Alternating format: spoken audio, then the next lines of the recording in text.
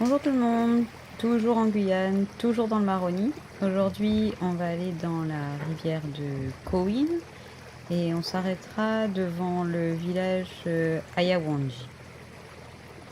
On va récolter de l'açaï, en savoir plus sur les habitudes du village, pêcher et couper les poils du chien. Et puis je vous montrerai la nouvelle décoration que j'ai fait pour Noël. Et sans oublier nos super nanes à la coco. Pour nos déplacements, on utilise le courant, mais il y a une petite chose à prendre en considération. Si on veut utiliser le courant descendant, il faudra attendre à peu près 2 heures après marée haute. Et ceci dit, l'eau est déjà en train de descendre. C'est juste que le courant, c'est pas encore mis en place.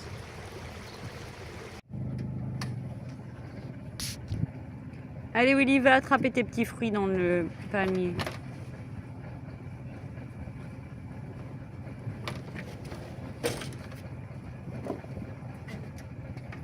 Nouvel usage de la gaffe.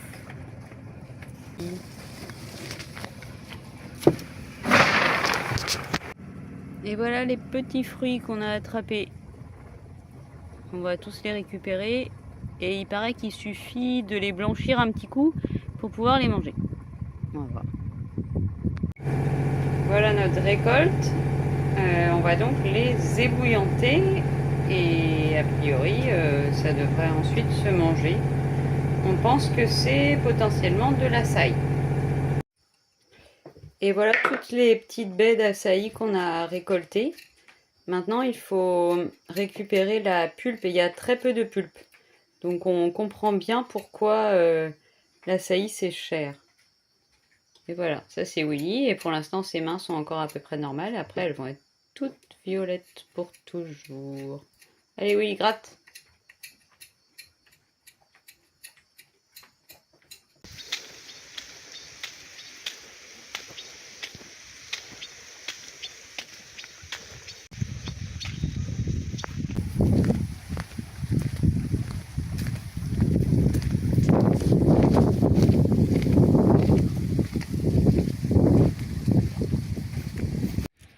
Bon alors voilà le tarpon qu'un pêcheur nous a déposé. En fait Willy est passé au village et il y avait un monsieur qui était là, puis ils sont restés pipeletés et il voulait absolument nous déposer un poisson. Donc bah c'est super cool parce que comme ça il n'y a pas besoin de pêcher et il est trop beau.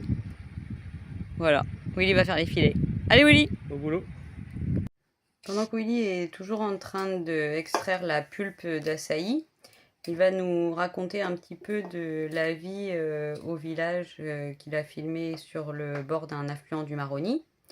Donc vous avez vu le poisson que le pêcheur nous a donné. Moi je l'ai mangé toute seule avec mon chien et mon chat, puisque Willy était parti passer la soirée avec une personne du village. Et comme ça il a pu tout savoir sur la vie là-bas. Donc on va poser des questions à Willy et comme ça il va nous dire comment on vit dans ce village. Alors, Bonjour. déjà, il y a combien de personnes à peu près qui vivent dans le village? Alors là, le gars qui est venu me chercher, parce qu'il avait besoin de compagnie pour boire des bières, euh, c'est le fils du chef du village. Donc lui, il vit pas tout le temps là. Il travaille un peu à Saint-Laurent ou au village qui est à côté qui s'appelle Awala Yalimapo. Il vit, a priori, je pense, 30% du temps là.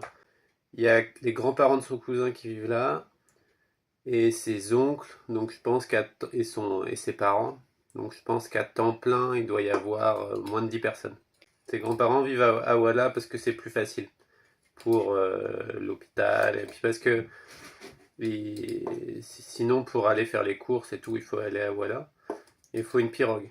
Et le problème c'est que faudrait quelqu'un qui les emmène et comme maintenant il n'y a plus de depuis quelques années, le maire a arrêté les pirogues qui allaient entre donc Awala qui est sur la côte et ce village indien qui s'appelle Ayawande. Et donc ils ont arrêté les pirogues, jusque normalement il y avait 2 pirogues par jour, qui étaient des grandes pirogues de transport, et ils ont arrêté, ce qui fait que si pour les gens qui n'ont pas de pirogue ou qui font pas par eux-mêmes, bah on peut plus aller au village. Tu dis qu'il travaille un peu à Saint-Laurent et à Awala. T'as eu l'impression que c'était le cas des autres personnes qui vivent encore au village et qu'est-ce qu'ils font comme travail? Alors il y a un peu de tout. On vit avec pas grand-chose déjà. Lui, quand il travaille à l'extérieur, il travaille aux espaces verts de Awala ou Saint-Laurent, selon les besoins des communes, quoi. Et ça lui rapporte 900 balles par mois. Il a un cousin qui lui vient que pour les vacances. Et il travaille à Paramaribo, au Suriname. A priori, la famille est un peu éclatée entre la Guyane et le Suriname.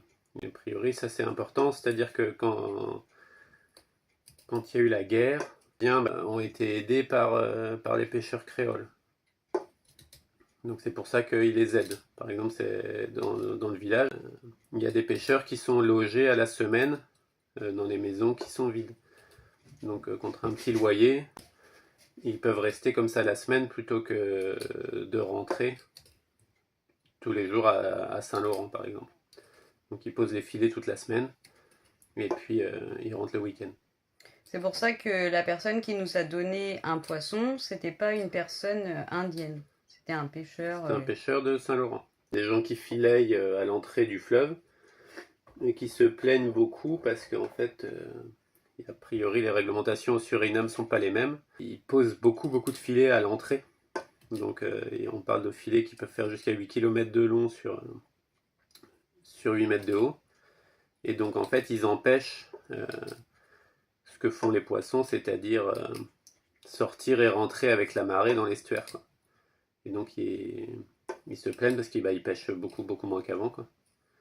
Et qu'ils comprennent pas pourquoi la police française fait rien puisque c'est en eau territoriale française, quoi. Et en ce qui concerne les personnes du village indien, est-ce qu'ils pêchent, est-ce qu'ils chassent, ils cultivent quelque chose?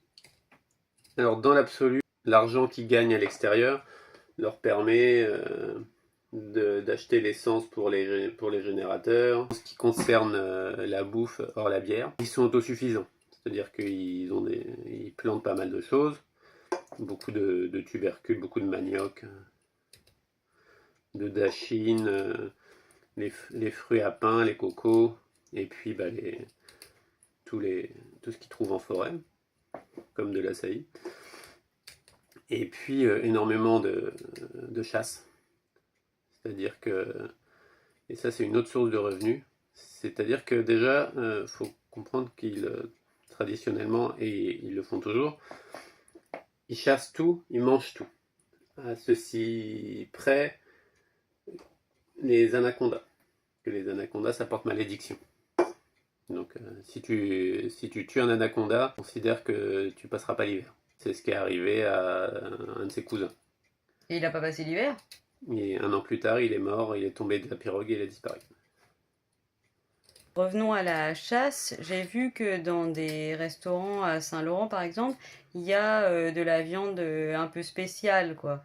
Du coup, je me demandais s'ils vendent aussi cette viande qu'ils chassent au restaurant ou s'ils font que la manger. Et comme je te disais, ils chassent tout. Donc ça va des pécaris à ce qu'ils appellent les cochons bois qui ressemblent à des pécaris, une espèce de petits sangliers. Les singes. Ils mangent les agoutis comme ceux qu'on a filmés Ils au mangent Quai du les Salut. agoutis, ils mangent les pâques, qui sont des gros agoutis, on va dire. Et ils mangent tout. Mais si par exemple ils tombent sur une bande de singes hurleurs, ils vont en descendre le plus qu'ils peuvent. C'est-à-dire, s'il y en a 15 et qu'ils réussissent à en toper 8, ils vont en toper 8. Ils vont en garder 2 pour eux. Parce que donc, j'ai dit qu'ils avaient des générateurs, mais les générateurs, il n'y a pas de système de batterie. Donc, ils tournent juste de temps en temps pour faire un peu de froid, pour un peu avoir la lumière. Mais après, ils les coupent. Donc on est loin du congèle, quoi. Voilà, il n'y a pas de congèle. Donc, quand ils ramassent de la viande, ils dépecent tout. Ils en gardent pour eux à consommer frais directement. Ils laissent assécher pendant la nuit sous les carbets, comme de maisons sans mur. Et Le reste, en fait, soit ils le boucanent pour le garder, donc ils le fument, soit ils vont le vendre directement à Walla Yalimapo. Il faut savoir qu'à Walla, euh, c'est majoritairement des Indiens qui y vivent aussi.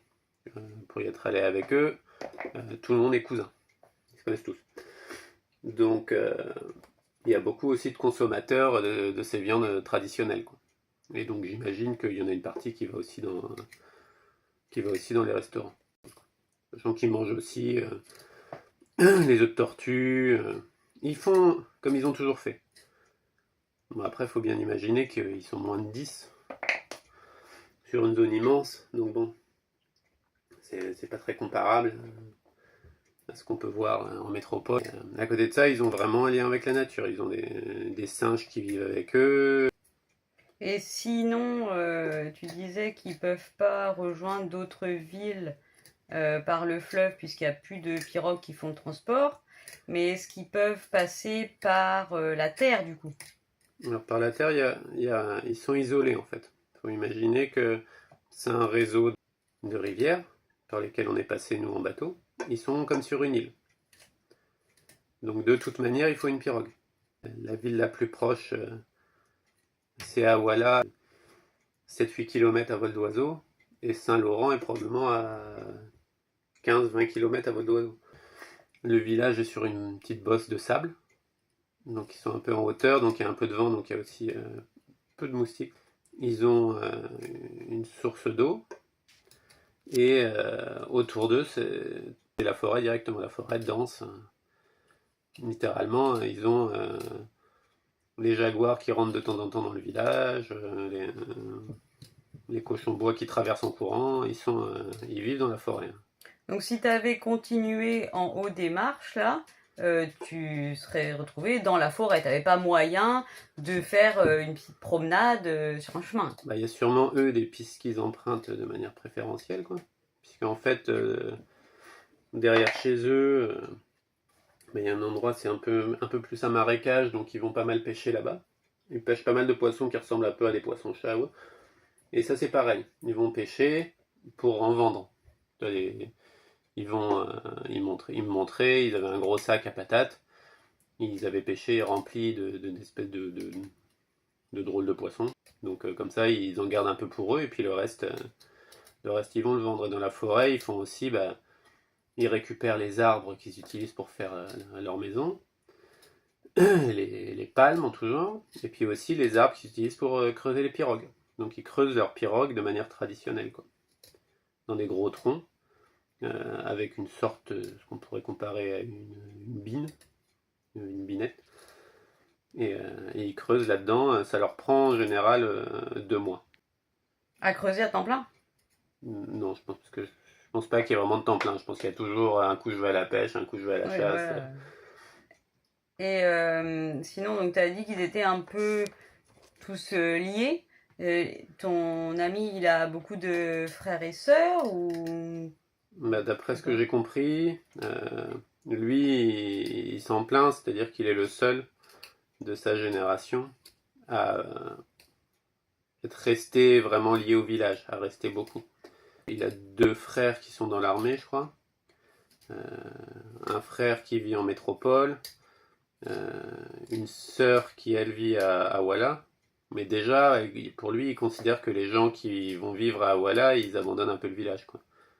Et que même ils reviennent pas assez pour le week-end.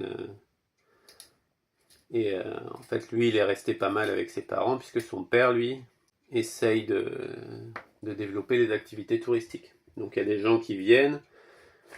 En fait, les gens vont à Walla-Yalimapo, depuis Saint-Laurent en voiture, pour aller d'une part voir les pontes de tortues, parce que c'est un grand site de pontes de tortues. La tortue lutte, c'est une tortue qui migre et qui va jusque dans les zones polaires. Et donc, c'est des tortues qui sont très très grandes et qui viennent pondre ici spécialement, quoi. Donc c'est une zone très, très particulière. Et donc les gens viennent voir ça et voir le village d'Ayawande, qui est donc un village très traditionnel.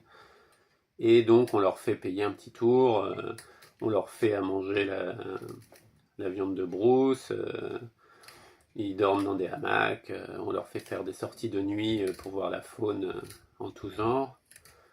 Et voilà, et ça leur fait comme ça un peu plus de sous, et puis aussi découvrir des traditions locales, parce que ils font beaucoup encore de cérémonies traditionnelles. Ils portent les habits traditionnels pour les cérémonies. Donc bien évidemment, comme d'habitude, tout le monde adore Willy, donc il a été tout à fait convié à revenir, à manger, à prendre de l'eau dans leurs sources. Si vous avez des questions sur la vie dans ce village, bah, n'hésitez pas en commentaire. Et avec la pulpe d'açaï, j'ai fait un sirop. Donc ce que j'ai fait, c'était juste un sirop léger et j'ai versé sur toute la pulpe que Willy avait grattée. Et ensuite, je l'ai filtré à travers ce tissu-là.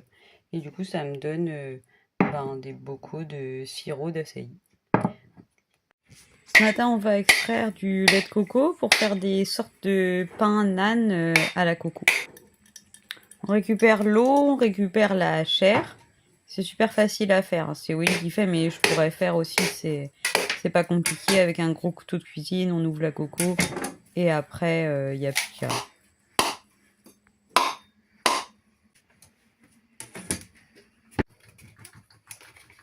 Voilà, donc là, on enlève toute la chair de la coco pour pouvoir la râper. On a juste une petite râpe toute simple. C'est une râpe comme ça à main.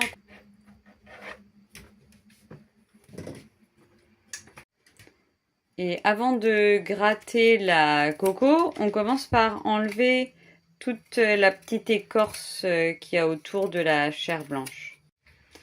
Donc voilà ce qu'on a récupéré comme chair de coco. Et maintenant, on gratte.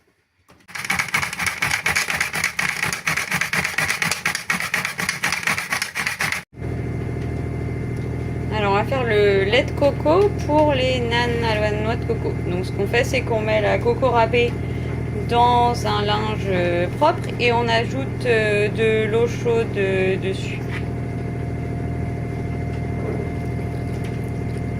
En pressant bien notre tissu et on va utiliser ce liquide là pour hydrater la pâte. Donc dans la pâte, on a déjà la farine, le levain et l'eau de la noix de coco. Voilà, donc je récupère tout ça comme ça et je vais venir bien presser pour tout sortir du tissu. J'ai bien mon lait de coco pour mettre dans ma pâte pour faire mes nanes. Je vais venir ajouter mon lait de coco dans ma pâte à nanes.